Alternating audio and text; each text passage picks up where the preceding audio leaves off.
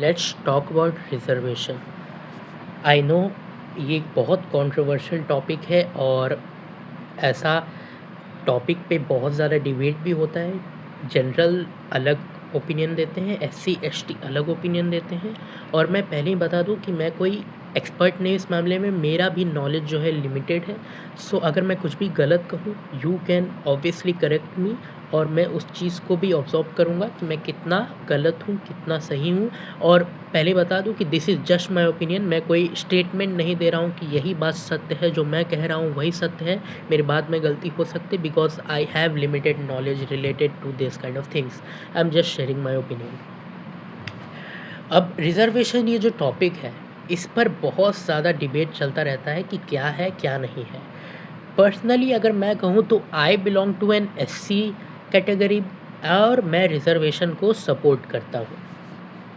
The reason for supporting it is not because कि मैं ये कहने लग जाऊँ कि मैंने तुमने मेरे पे 2000 साल राज किया तो मैं भी तुम पे 2000 साल राज करूँगा, ऐसा बात नहीं है।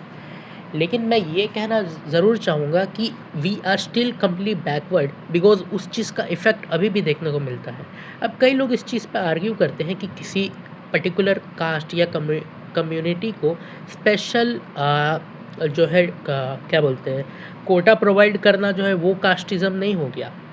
तो मैं कहूँगा ऐसा नहीं है। अगर वो कैटेगरी जो है इकोनॉमिकली कम्प्लीट बैकवर्ड है कि वो खुद से सस्टेन नहीं कर सकती। अब इसका एक छोटा सा एग्जांपल लेते हैं। सपोज़ आप एक 15 साल के बच्चे हैं, बच्चे क्या कहूँगा टीनेजर हैं, और आपका एक छोटा भाई है जो 5-6 महीने का है। आपकी मम्मी जो है आपके भाई को अपने हाथों से खाना खिलाती है, दूध पिलाती है और उसका ज़्यादा टेक केयर करती है। और जब आप उनसे खाना मांगते हो तो आप बोलते हो तो वो आपको इंस्ट्रक्शन दे देती है कि यहाँ यहाँ खाना किचन में रखा हुआ है, खुद से जाके ले लो। नो, इसका मतलब क्या हो गया कि आपकी मम्मी आपके छोटे भाई से ज़्यादा प्यार करती है? ऐसा तो नहीं हुआ।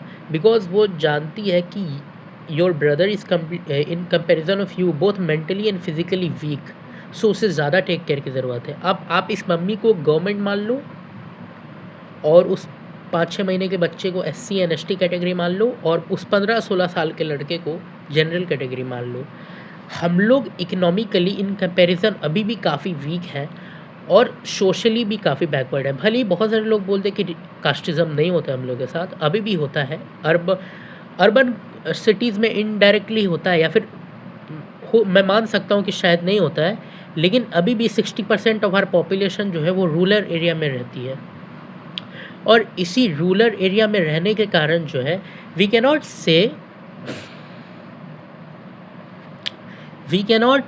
से कि वहाँ पर डिस्क्रिमिनेशन नहीं होता। आए दिन न्यूज़ आती रहती है डिस्क्रिमिनेशन की, कि इस पर्टिकुलर कैटेगरी के बंदे ने अपनी बारात निकाली तो जनरल वालों ने उसको पीट दिया, या किसी पर्टिकुलर दूसरे कास्ट के बंदे ने उसको पीट दिया। क्यों? क्योंकि वो बारात उनके एरिया से निकाल रहा था। तो अगर उनको उस चीज़ से प्रॉब्लम थी वो पुलिस केस कर सकते थे, but instead they choose violence. तो ये चीज़ तो आप गलत है कि आप ये कहेंगे कि डिस्क्रिमिनेशन अभी होता ही नहीं है। होता है, ऑब्वियसली होता है। अब सेकंड रीज़न लोग ये बोलते हैं कि रिजर्वेशन मिलता ही क्यों है।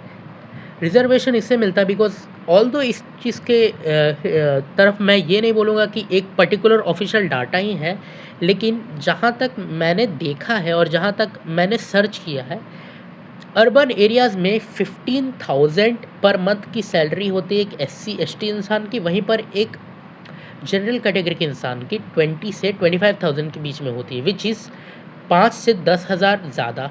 अब कोई सोसाइटी में एक पर्टिकुलर कैटेगरी के लोग भले ही सोशली इक्वल हो जाए, लेकिन अगर इकोनॉमिकली बैकवर्ड्स हैं तो इनडायरेक्टली और डायरेक्टली वो पर्टिकुलर कैटेगरी के लोग ऑपरेट होंगे ही।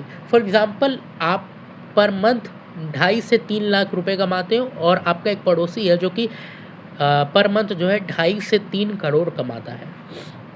अब आप उसके साथ एक एक्सीडेंट में पड़ जाते हैं, क्लियरली पता है आपको कि उसकी गलती है, लेकिन बिकॉज उसके पास ज़्यादा अच्छा अमाउंट ऑफ रिसोर्सेज है, पैसा है, तो वो अच्छा लॉयर हायर कर पाएगा। फैक्ट्स को हो सकता है वो मैनिपुलेट भी कर दे और केस जीत जाए due to his money power और इकोनॉमिकल बैकग्राउंड।